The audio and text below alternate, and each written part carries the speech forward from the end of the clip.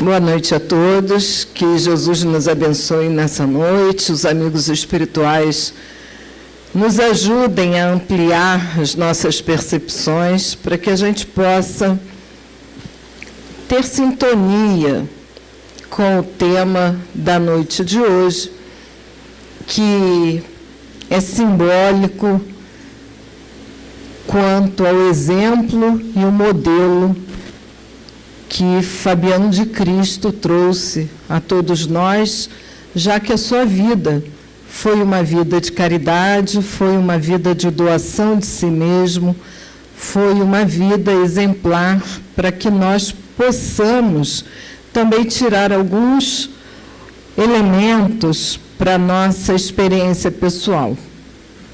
E ainda fazendo uma relação com a mensagem que foi lida inicialmente, intitulada Solidão, em que o foco estava naqueles momentos finais da vida de Jesus, que Jesus teve uma vida de solidão, né, no seu messianato, embora acompanhado pelos apóstolos, mas não entendendo o que ele estava ali realmente trazendo para todos nós.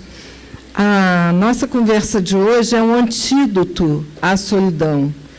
A solidão que nós sentimos, apesar de nós vivermos num mundo tão cheio de gente, né? 7 quantos, hein? Bilhões de pessoas, trilhões de pessoas, né? Bilhões de pessoas. A gente se sente tão só e muitas vezes a gente não consegue ver o nosso irmão do lado. O tema da noite de hoje é a caridade, e a caridade ela está nesse contexto da lei de justiça, de amor e caridade no livro dos Espíritos. Nós começamos a fazer os links para chegarmos lá a partir da ideia de que a justiça de Deus é diferente da justiça dos homens. Então, assim, o bem que nós fazemos deve calar fundo aos nossos corações, porque ele sempre estará no âmbito da justiça de Deus e não da justiça dos homens. A justiça dos homens, ela ainda não compreende a nossa imortalidade. Ela ainda não compreende que somos filhos de Deus. Mas vamos um dia compreender isso e vamos um dia ter na justiça dos homens as leis de Deus balizando as decisões. Deus está gravado em nossa consciência. Deus, quando nos criou, deixou lá a sua marca. Todos nós sentimos necessidade de algum dia afirmarmos Deus. E mesmo aqueles que o negam tão preocupadamente que falam talvez mais de Deus do que nós que o seguimos, que acreditamos. Então, Deus está nas nossas consciências, as suas leis estão na nossa consciência, nós precisamos realmente trazer para fora, para a nossa vivência diária, na lei de causa e efeito. Por que nós sofremos? Por que uns vivem na abastança? Por que outros têm tão pouco? Por que alguns conseguem ser infelizes com a sobra e outros tão felizes com a falta, né? Esses modelos que nós vemos todo dia, vemos diariamente, são modelos que estão pautados na lei de causa e efeito. Nós somos responsáveis por todos os atos que nós praticamos e vamos realmente dar conta disso. Nós vamos responder, nós vamos viver, nós vamos multiplicar, nós vamos nos retratar em relação ao que nós fazemos e não a que ninguém faça por nós. O amor de Deus é infinito para conosco. Se alguém ainda tem dúvidas, olhe para a natureza, olhe à sua volta. O amor é infinito. Nós temos tudo que nós precisamos e mais um pouco. Nós temos tudo de que necessitamos. Não nos falta absolutamente nada, desde que a gente entenda que a gente está na hora certa, no lugar certo, nas condições certas, para a nossa evolução espiritual, não para o agravamento das nossas dificuldades, que já foram tão consolidadas no passado e que aqui agora estamos para revê-las. E é a sua misericórdia que nos sustenta. Então, se nós fôssemos colocar na balança, no fiel da balança, né, tudo que a gente faz contra a própria natureza, será que a gente mereceria o que a gente recebe de sobra? Então, é a misericórdia de Deus quem nos sustenta para que a gente possa compreender que ainda precisamos fazer mais para a nossa própria evolução. E aí, eu encerro essa introdução com uma pergunta acerca de uma frase de Jesus, de um ensinamento de Jesus. Por que Jesus ensinou a amar a Deus acima de todas as coisas e ao próximo como a nós mesmos? Por que será? Né? Esse é o mandamento maior. Então, vamos lá, caminhar para a gente poder entender. E aí, nas perguntas do Livro dos Espíritos relativas à caridade, a gente vai lá no professor Allan Kardec verificar as perguntas que ele faz para a gente poder entender o sentido da caridade, para que caridade, por que caridade. Século XXI, a gente ainda precisa falar de caridade. Qual é o verdadeiro sentido da palavra caridade, como entendia Jesus? Porque como se entende hoje, ela está deturpada. Mas como entendia Jesus? Benevolência para com todos. Para todo mundo, sem restrição. Indulgência com a imperfeição dos outros. Então, os outros são imperfeitos e nós é que temos que ser indulgentes. E perdão das ofensas. Bom, essa reunião de hoje, esse estudo de hoje é para mim, porque eu não tenho benevolência, eu não tenho indulgência, eu não tenho perdão. Para mim são virtudes muito difíceis de serem vividas, porque eu sou uma pessoa muito dura. E a gente precisa ter consciência disso. Porque se eu continuar achando que eu sou boazinha, porque eu venho aqui no primeiro e terceiro domingo, porque eu coordeno a evangelização, porque eu faço isso ou aquilo, eu estou tapando o sol com a peneira, e na hora que eu sou surpreendida com a situação de prova, aonde eu vou ser requisitada em alguma dessas virtudes, eu mostro que eu ainda não me modifiquei internamente.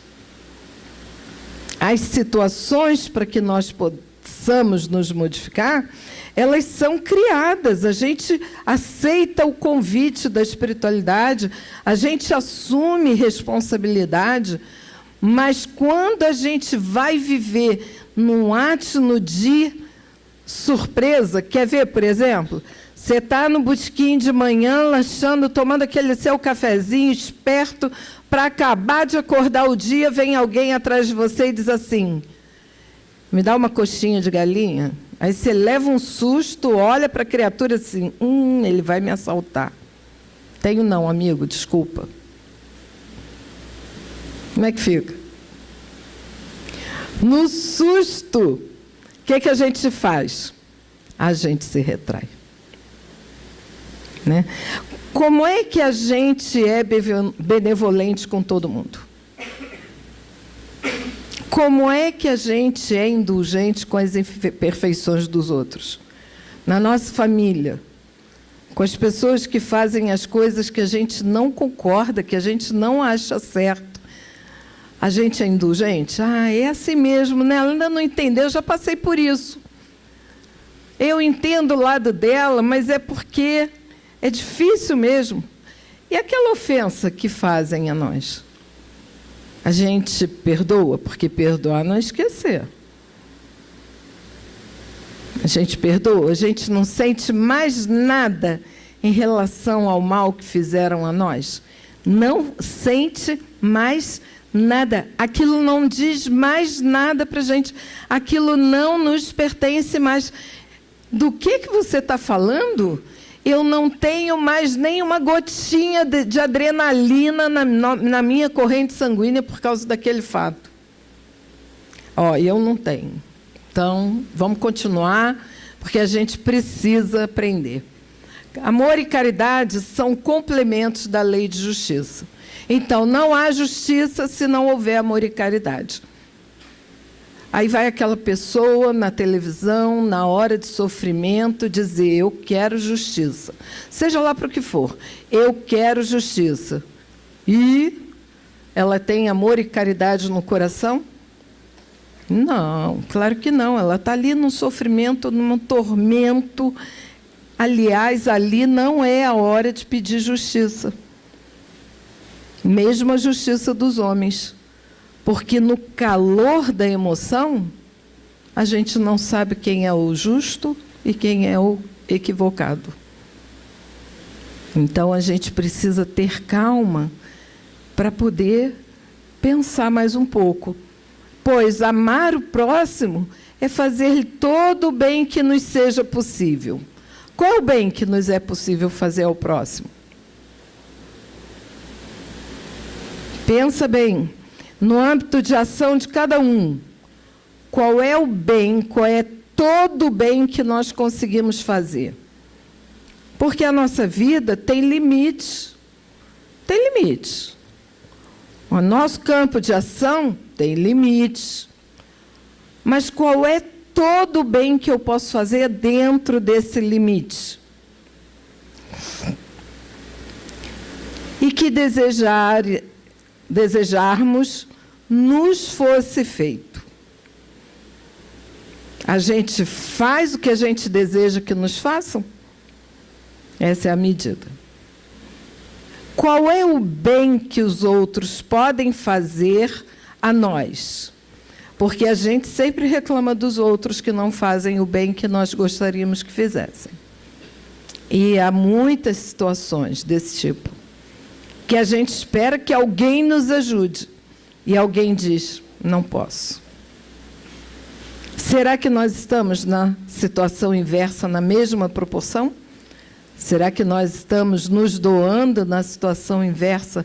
Nós nos doaríamos na situação inversa, na mesma proporção?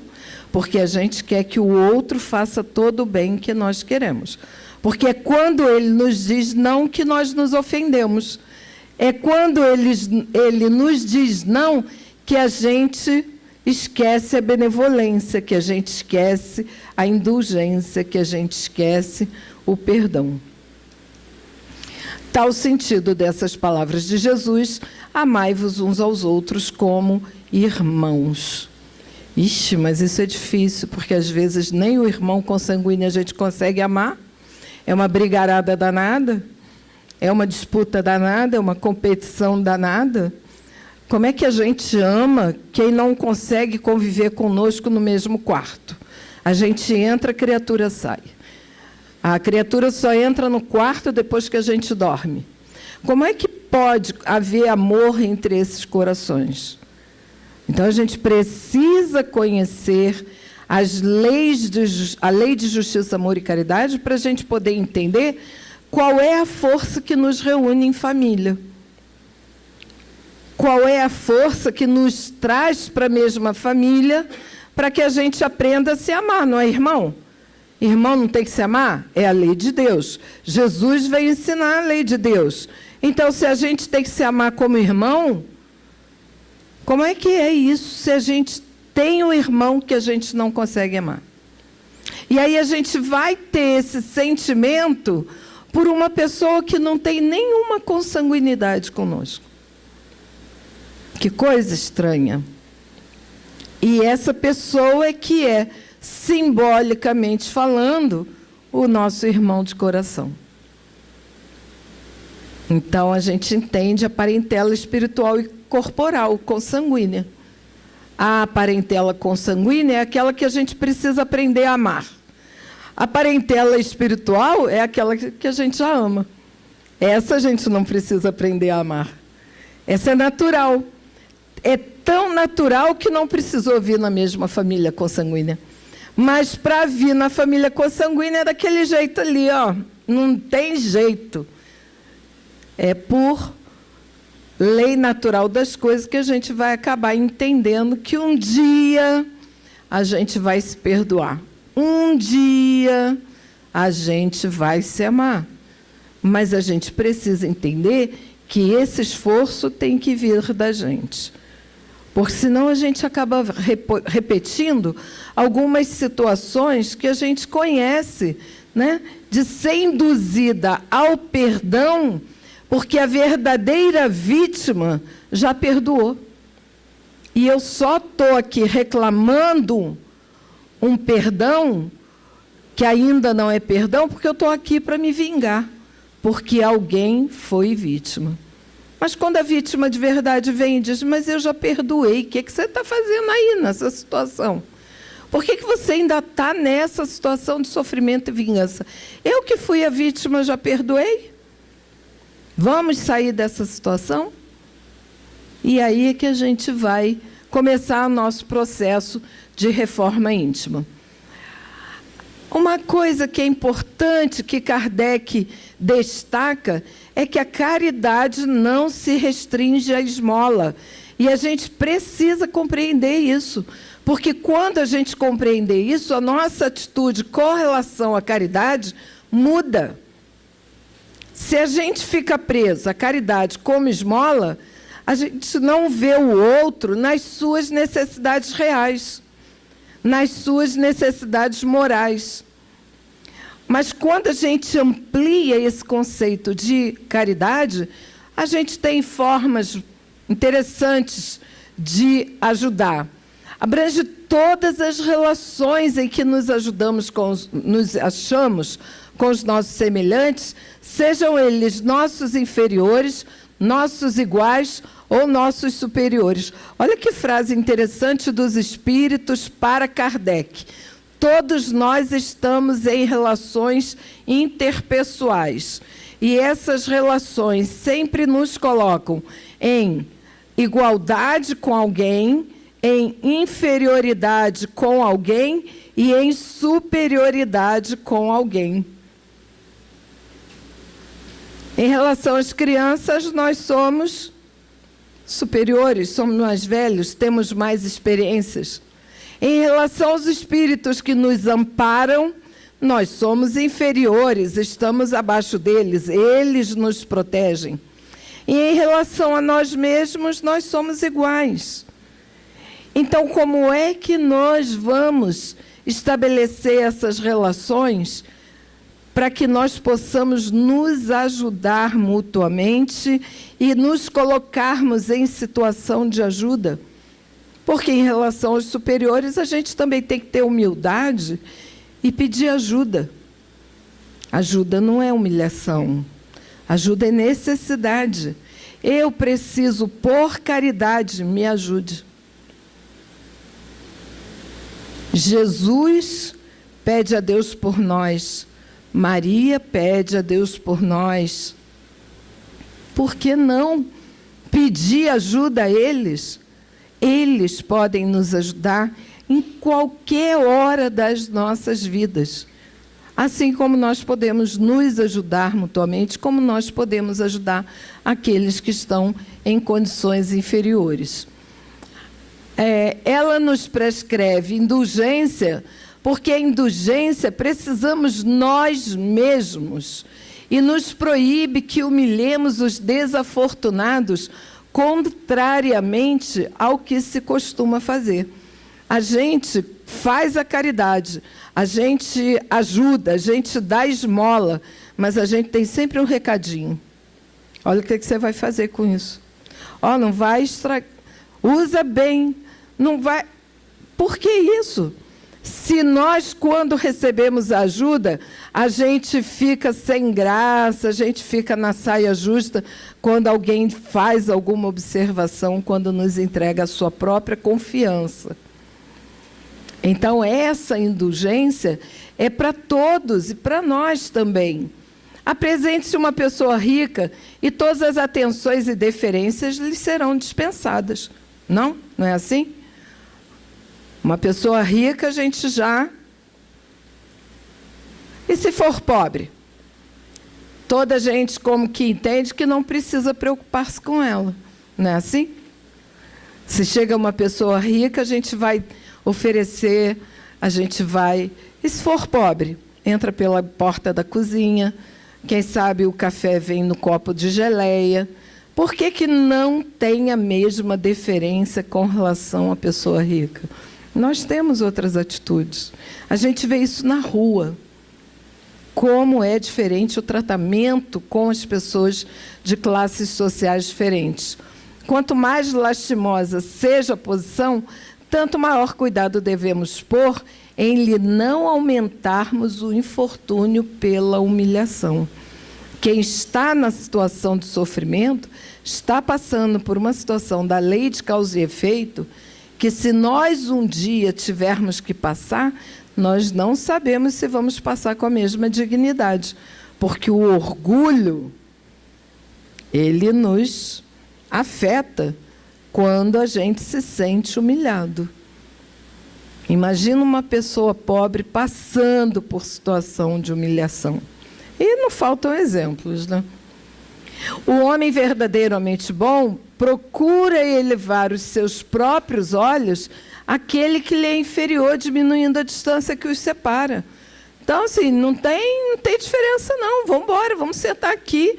É o mesmo prato de sopa, é o mesmo talher, é o mesmo copo, não tem diferença. Ah, desculpa, eu só tomo café em xícara. Não serve copo de vidro. Não, não pode ser assim, não. Você está com sorte de ter um copo de vidro para tomar café. Você está com sorte de ter um prato de plástico para tomar um prato de sopa. Você está com sorte de ter essas condições básicas que são ofertadas muitas vezes para as pessoas. Esse é um exemplo comum, por exemplo, em escola pública, merenda de criança, que vem no prato de plástico e na colher.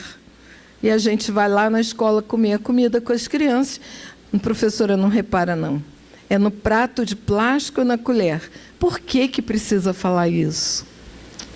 Por que que tem que dizer professora não repara, não? Ora, se não é digno para a professora, não é digno para ninguém. Se é digno para todo mundo, então não fale nada. Essa é a nossa realidade. E assim deve ser na nossa casa, e assim deve ser com os nossos. Pergunta 887. Kardec diz: Jesus também disse: amai mesmo os vossos inimigos. Ora, o amor aos inimigos não será contrário às nossas tendências naturais, e a inimizade não provirá de uma falta de simpatia entre os espíritos? Essa pergunta é dura, porque enfrentar o perdão às ofensas, o amor aos inimigos, a gente tem que ter muita coragem. Jesus enfrentou lá os inimigos dele com solidão, mas com nobreza de espírito. E nós, como é que a gente vai enfrentar essa situação? E aí o espírito que responde diz: certo, ninguém pode votar aos seus inimigos um amor eterno e apaixonado. Está claro, pronto, é um inimigo, não é igual. Isso já tem que fazer parte da nossa consciência. Se é alguém a quem a gente fez mal, se é alguém que nos fez mal, não é igual. A gente, enquanto não perdoar, a gente vai ter esse sentimento de diferença, porque ainda estamos sob o impacto da emoção da maldade que foi praticada. Mas não foi isso que Jesus entendeu de dizer. Ele não falou, faça de conta que ama. Ame de qualquer forma. Não é isso. Amar os inimigos é perdoar-lhes e lhes retribuir o mal com o bem. É pior ainda. Porque como é que a gente retribui com o bem alguém que fez mal para a gente?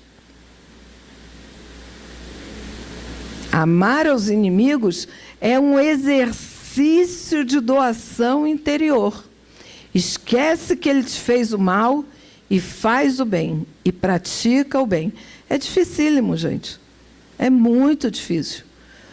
A misericórdia divina nos socorre até o dia que a gente conseguir praticar a verdadeira caridade. Porque é muito difícil, todo mundo sabe disso.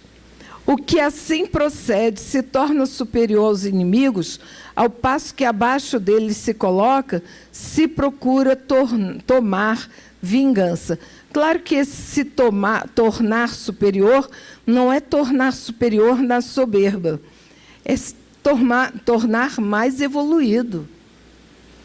É ser realmente aquela pessoa que se desprendeu do mal que nós praticamos com tanta frequência.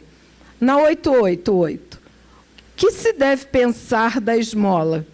Que é a prática mais fácil de fazer a caridade para nós. Condenando-se a pedir esmola, o homem se degrada física e moralmente, embrutece-se. Então a gente está perdido, porque o Rio de Janeiro tem um monte de gente embrutecida, porque até bem vestido nos aborda e pede alguma coisa, qualquer coisa, e constrange. E se você não dá, não deu, mas ele sai aborrecido, porque ele não conseguiu o que ele empreendia. Fora os que são necessitados de verdade. E aí a gente vê que não são viciados, são pessoas pobres, pessoas que moram na rua, pessoas que trabalham na rua e que dependem de quem passa na rua para dar algum trocado para eles fazerem alguma coisa que lhes é útil, inclusive ir no banheiro da rodoviária. Porque é mais digno do que usar o banheiro da rua. Uma sociedade que se baseia na lei de Deus e na justiça deve prover a vida do fraco sem que haja para ele humilhação. E a gente vive hoje todo um discurso demagógico contra o assistencialismo. Qualquer um que dá, pratica assistencialismo, como se as pessoas não precisassem de assistência. E as pessoas precisam de assistência. As políticas públicas não chegam a todo mundo. E se não é a sociedade civil organizada a oferecer a assistência que a população precisa, as pessoas vão passar fome, as pessoas vão viver degradadamente, as pessoas vão ter necessidades que elas não teriam se elas encontrassem a solidariedade entre todos nós. Deve assegurar a existência dos que não podem trabalhar, sem lhes deixar a vida à mercê do acaso, da boa vontade e de alguns. A gente está aí, né? Tentando se organizar na Previdência Social, com quem nunca trabalhou, mas o trabalhador reclama do baixo salário, do desemprego, do quanto ele contribui para o INSS. E esse é o dever de casa que nos falta fazer. A gente ainda não compreende como é que, organizadamente, na sociedade, nós vamos colaborar. Se nós dividimos politicamente, nós não temos consciência do quanto que nós participamos. E nós nos negamos a ajudar quando batem à nossa porta. Então, venha para uma instituição organizada que se propõe a ajudar a sociedade. Então, para quem ainda não conhece o trabalho social que o Grupo Espírita Fabiano faz, dá uma chegadinha aqui no primeiro e terceiro domingo. Para quem não conhece o trabalho que nós fazemos com as gestantes, que vem aqui no segundo e quarto, dá uma chegadinha aqui. O Sidney é o responsável por isso tudo. Qualquer coisa, pergunta a ele. Cobra dele, porque ele é o nosso diretor de assistência social. Nossa casa é uma casa também, para além de divulgar a doutrina espírita, de assistência social. Fabiana fazia assistência social no que era possível. Abria a porta do convento com gentileza, atendia a todos com gentileza. E na enfermaria, quando ele passou a estar lá, ele também atendia com gentileza, apesar da dor do enfermo, nem sempre retribuir a sua gentileza com atos fraternos. Dar-se-á reprováveis a esmola? E aí essa pergunta se estende para que Kardec entendesse qual é o papel da esmola, como é a questão da esmola no dia a dia, veio responder nada mais, nada menos que São Vicente de Paulo, um grande caridoso da Igreja Católica. Então, ele diz, dar-se-á reprovável a esmola? Não, não é reprovável a esmola. Não devemos censurar quem dá esmola. A esmola é uma necessidade. O que merece reprovação não é esmola, mas a maneira por que é dada. Por que a gente dá esmola? Porque eu quero o reino dos céus. Porque eu quero que o meu anjo da guarda veja que eu estou fazendo a caridade. Ou então os meus inimigos que estão aqui comigo.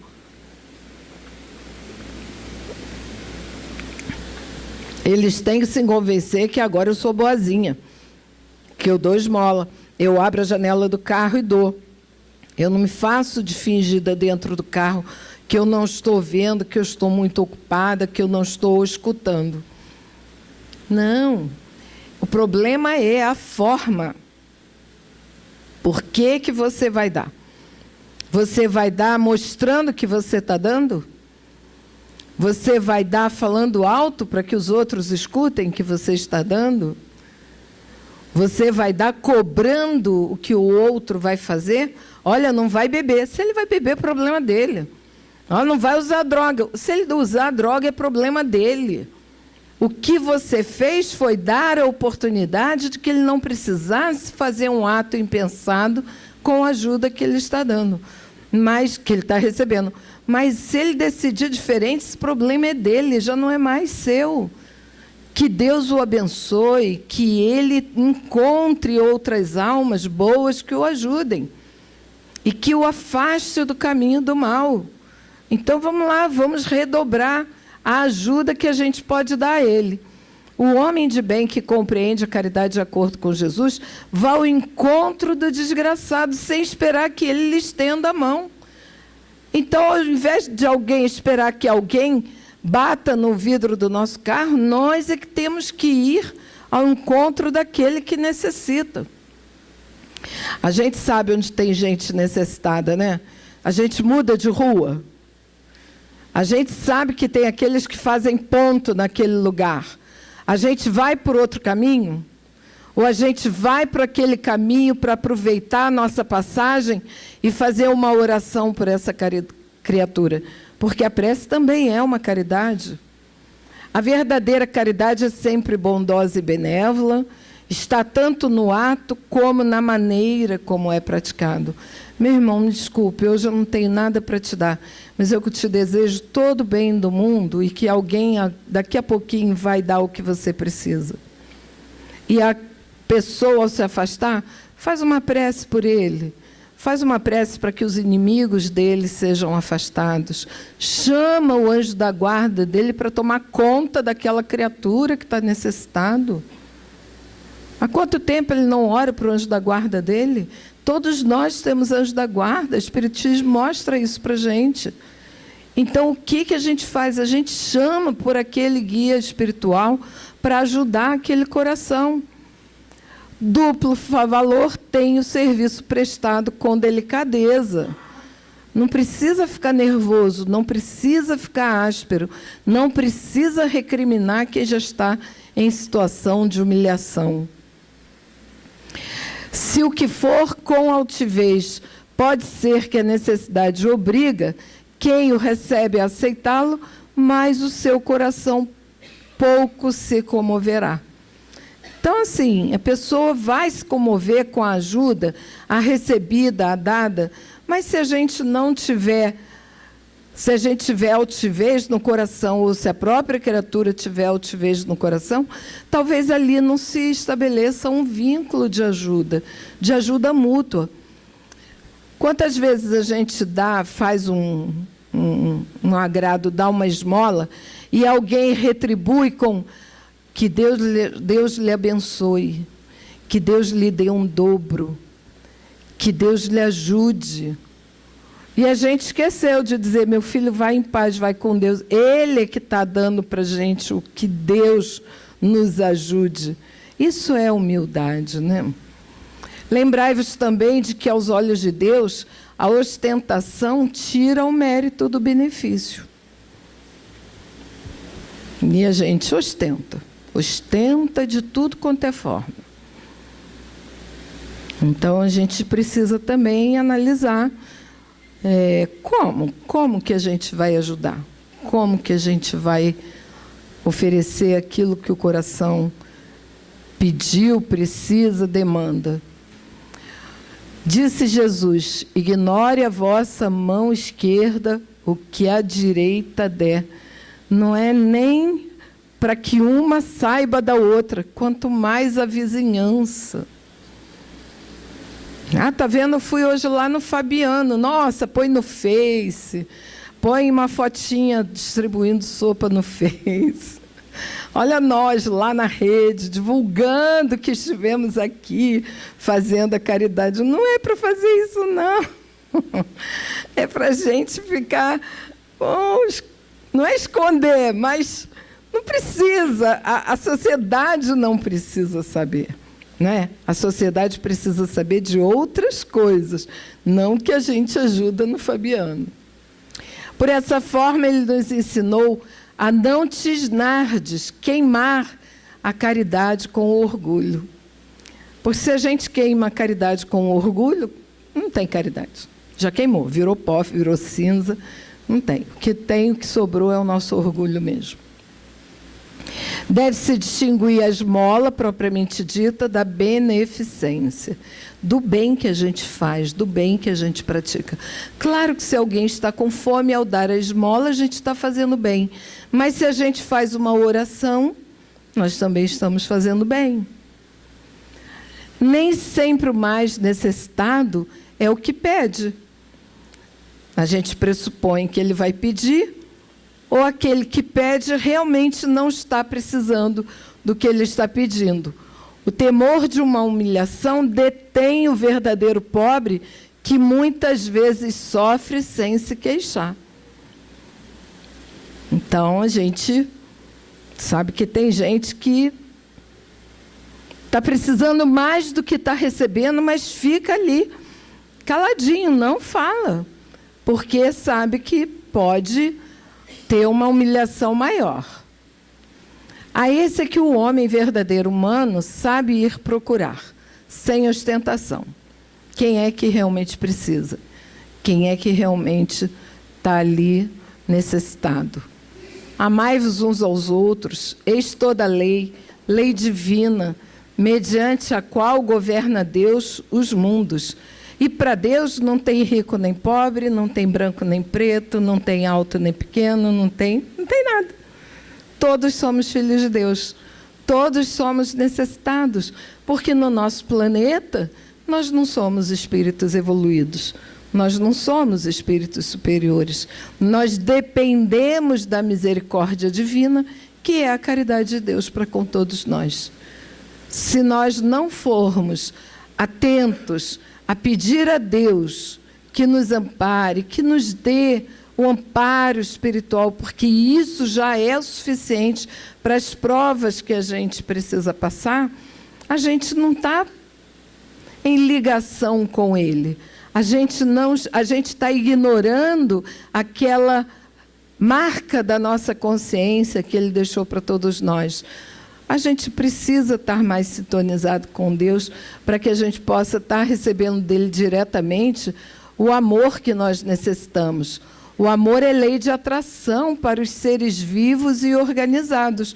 Nós nos reunimos por amor que o corpo físico mesmo atrai. Só que espiritualmente falando, também é o amor que nos atrai. É a lei de Deus que nos atrai. Então é isso que vai fazer com que a gente vá ajudando um ao outro. A atração é lei de amor para a matéria inorgânica.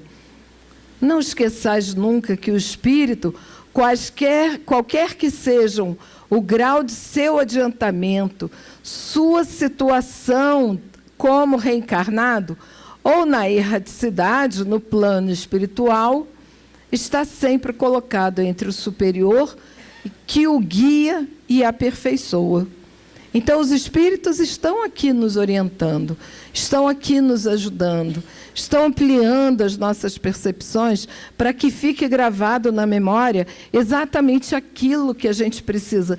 São 50 minutos de reunião.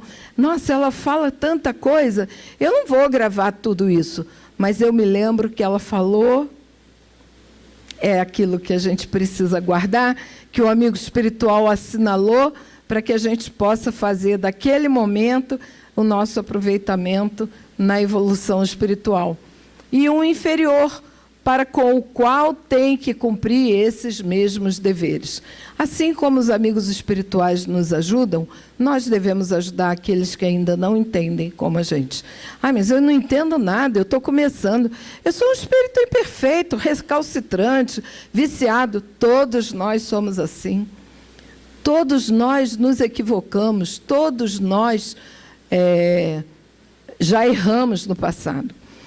Vou contar para vocês uma experiência que a gente passa com muita frequência nas reuniões de quarta-feira, que são as reuniões de comunicação espiritual, para socorrer os espíritos sofredores.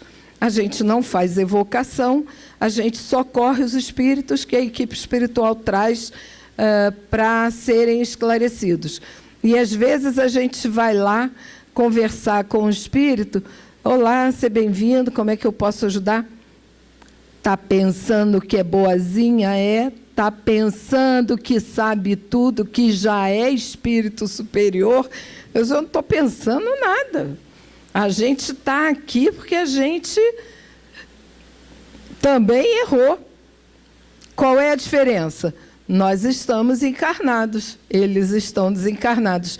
O tamanho da nossa consciência é pequenininha, o tamanho da consciência deles é aberta, porque eles não têm o cérebro humano para intimidar, para limitar a memória. A gente está aqui, a gente lembra o que comeu ontem, quanto mais o que foi na encarnação passada. Só que eles sabem, não só o que eles fizeram, como o que a gente fez contra eles. Então, eles vêm aqui cobrar da gente. E a gente não tem obrigação de fazer com o que sofre? Tem, porque eu não sei o que foi que eu fiz. Só que eu fiz, eu estou aqui, eu tenho que fazer. Porque eu sei que eu sou socorrida pelos espíritos amigos sempre que eu preciso, e mesmo que eu não peça.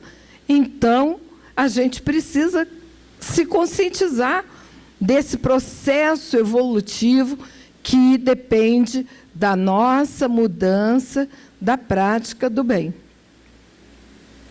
Sede, pois, caridosos. Aí São Vicente é assim, contundente, né? Imperativo. Sede, pois, caridosos.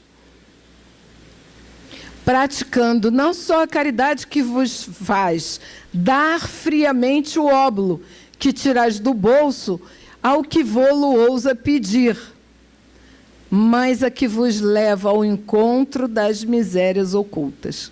Quais são as misérias ocultas? Nós temos misérias ocultas. Nós temos coisas que nós não falamos para ninguém.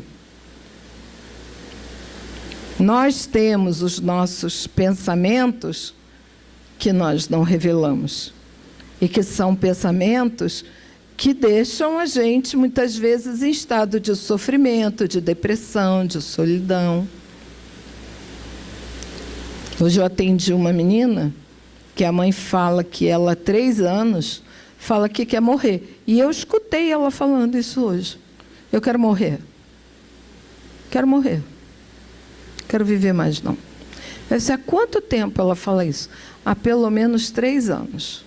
E eu vou conversando com ela para mudar o pensamento dela. Essa mãe, qual é a caridade que ela está fazendo com a filha dela? Demover esse pensamento.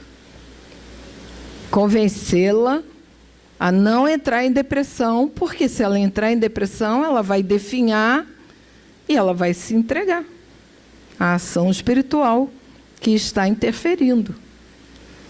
Sede indulgentes com os defeitos dos vossos semelhantes. Não precisa ficar falando dos defeitos de ninguém. Não precisa dizer, olha, eu falo a verdade. Você é assim. Não precisa, não precisa. A gente sabe como a gente é. Ninguém precisa dizer para a gente como a gente é. Pense como você se sente em determinadas situações. É melhor do que dizer, olha, você naquela situação.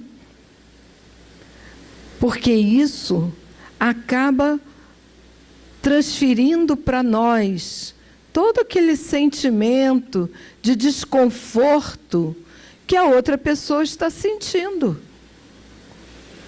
As pessoas querem ser acolhidas, não apontadas. Mas quando eu aponto, eu não tenho mais a confiança que eu pensava que eu tinha para poder me aproximar. Então, assim, muda a estratégia. Quem sabe, olha, desculpa, quem entendeu mal fui eu. Quem entende mal as coisas sou eu. Mas não fala isso demagogicamente, não. Fala pensando que é isso mesmo. A gente entendeu errado. Eu entendi errado, não faz mal. Eu entendi errado. Então, me fala de novo, que é para eu poder entender melhor. Que é para o outro poder se sentir acolhido. Para aquele que sofre poder se sentir atendido. Porque senão a gente vai ser sempre o dono da verdade, e o dono da verdade tem uma parede aqui, ó. Ninguém passa. Eu sou a dona da verdade. Então, eu não deixo que ninguém cruze aqui comigo. Não, a gente conhece a doutrina espírita tem a verdade, mas eu ainda não tenho a verdade dentro de mim. Eu ainda não consigo viver conforme os ensinamentos de Jesus. Então, eu posso me equivocar sempre. Sempre. Eu posso me equivocar sempre. Em vez de votardes desprezo à ignorância e ao vício, instrui os ignorantes e moralizai os viciados. É difícil, gente. Qualquer tipo de vício. Porque vício não é só a droga que é vendida ali na boca de fumo. A vaidade é um vício. O orgulho é um vício. O egoísmo é um vício. Quantas encarnações nós temos para educar os nossos sentimentos e nós não conseguimos domar a nossa vaidade. Vaidade não é só se vestir bem, andar bonita, com cabelo bonito. Não. Ai, fulana é vaidosa. Claro, ela é cabeleireira. Imagina se a cabeleireira não vende o seu cartão de visita e a sua apresentação.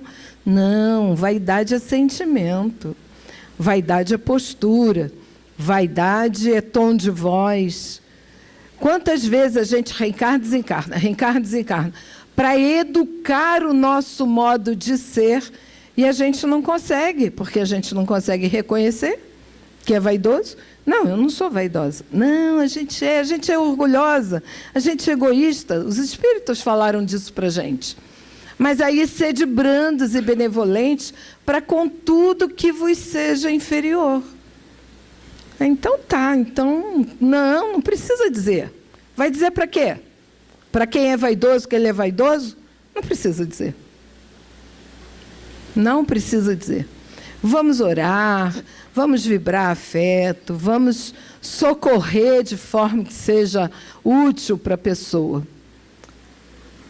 Sede para com os seres mais ínfimos da criação e tereis obedecido à lei de Deus. São Vicente de Paulo. Não há homens que se veem condenados a mendigar por culpa sua, Sem dúvida, mas se a boa educação moral lhes houver ensinado a praticar a lei de Deus, não teriam caído nos excessos causadores da sua perdição. E aí a gente conhece, né? Gente rica que ficou pobre porque usou mal a fortuna e hoje está aí trabalhando na rua. Do mesmo jeito, a gente conhece gente ao contrário, que era pedinte, que virou camelô e que hoje está dando aula em Harvard. Por que que ele conseguiu isso e o inverso não conseguiu? Então, disso, sobretudo, é que depende a melhoria do nosso planeta. E o nosso planeta vai melhorar, porque a gente vai melhorar, porque a gente vai mudar, porque a gente vai ser essencialmente caridoso, mas a gente precisa mudar. É frequente a certos indivíduos faltar os meios de subsistência, ainda quando os cerca a abundância. A que se deve atribuir isso?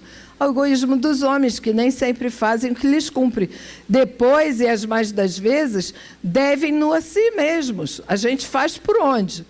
Buscai e achareis. Essas palavras não querem dizer que, para achar o que deseja, basta que o homem olhe para a terra, mas que lhe é preciso procurá-lo, não com indolência, e sim com ardor e perseverança, sem desanimar ante os obstáculos, que muito ao miúde são simples, meios de que se utiliza a providência para lhe experimentar a constância, a paciência, a firmeza.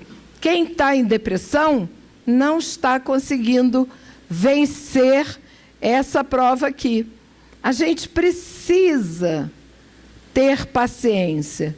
A gente não pode desanimar ante os obstáculos. Nós os aceitamos antes de reencarnar. Então, nós vamos aqui, ó, com paciência, firmeza e constância, vencer cada uma das etapas. Porque a nossa vida não se reduz aos 70 anos da Terra. 70 anos da Terra é um relâmpago na eternidade. A nossa vida teve origem no passado remoto, que não sabemos quanto tempo faz, e nós somos espíritos imortais. Então, gente, é um lance, mas a gente precisa melhorar é nessa vida mesmo. E aí, desde sábado, a gente está falando aqui no grupo sobre essa questão do amor maternal. Isso está rodando, está voltando.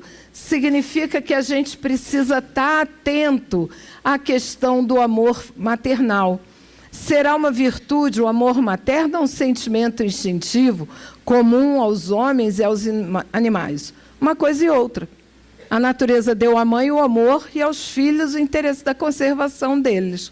No animal, porém, esse amor se limita às necessidades materiais, cessa quando desnecessário e se torna os cuidados. No homem, persiste pela vida inteira e comporta um devotamento, uma abnegação, que são virtudes. Na natureza, a mãe cuida do filhote até que o filhote tenha condições de sobreviver sozinho. Às vezes são dias, às vezes, dependendo da espécie, são horas. E a gente, quanto tempo a gente fica ali cuidando da nossa cria? Às vezes, tanto tempo que não deixamos nem que eles tenham autonomia na vida adulta, porque a gente continua fazendo por eles coisas que seriam básicas para qualquer filho. Então, amor materno, amor filial, são interdependentes, mas a gente que veio primeiro precisa compreender que quem vem depois também tem que ter a sua autonomia. Sobrevive à morte, acompanha o filho além túmulo. Bem vedes que há nele coisa diversa do que há no amor maternal, porque os vínculos se perpetuam. Muitas vezes, os espíritos que se conheceram recentemente acabam nutrindo entre si um amor que vai se perpetuar ao resto da vida. Estando em a natureza o amor materno, como é que há mães que odeiam filhos, e não raro desde a infância destes. Às vezes é uma prova que o espírito do filho escolheu.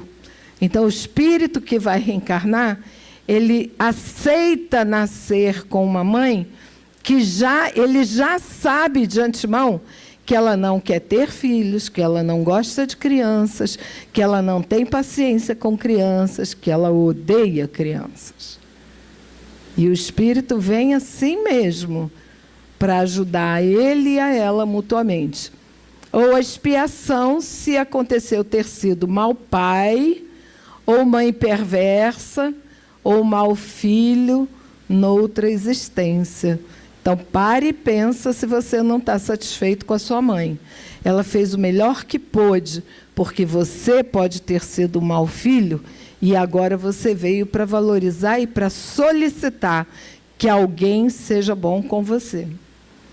Em todos os casos, a mãe má não pode deixar de ser animada por um mau espírito, que procura criar embaraços ao filho, que pode ser inimigo dele, né?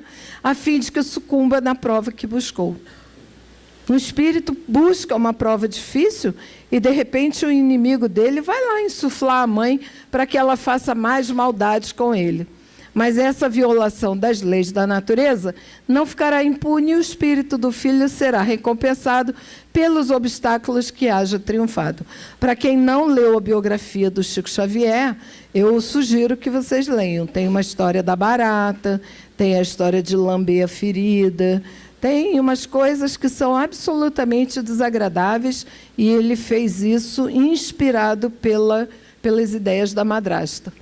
Quando os filhos causam desgosto aos pais, não tem esses desculpas para o fato de que eles não dispensarem a ternura de que o fariam objeto em caso contrário? Não, porque isso representa o encargo que lhes é confiado e a missão deles consiste em que se esforcem por encaminhar os filhos para o bem. Sempre nós temos a responsabilidade de encaminhar os nossos filhos para o bem. A evangelização espírita infanto-juvenil é uma ajuda para a gente que tem dificuldade na educação dos nossos filhos. Demais, esses desgostos são, a miúde, a consequência do mau feitio que os pais deixaram que seus filhos tomassem desde o berço. Colhem o que semearam. Nós deixamos as crianças a tomarem decisões em idade que elas ainda não têm o discernimento do bem e do mal. Mais tarde, isso vai ser resultado desse processo de educação sem responsabilidade. Amar a Deus acima de todas as coisas e ao próximo como a si mesmo. Aí estão toda a lei e os profetas para completar a frase de Jesus. Se assim fizermos, estaremos com certeza praticando a caridade e nos reformando moralmente. Que Deus nos abençoe hoje e sempre.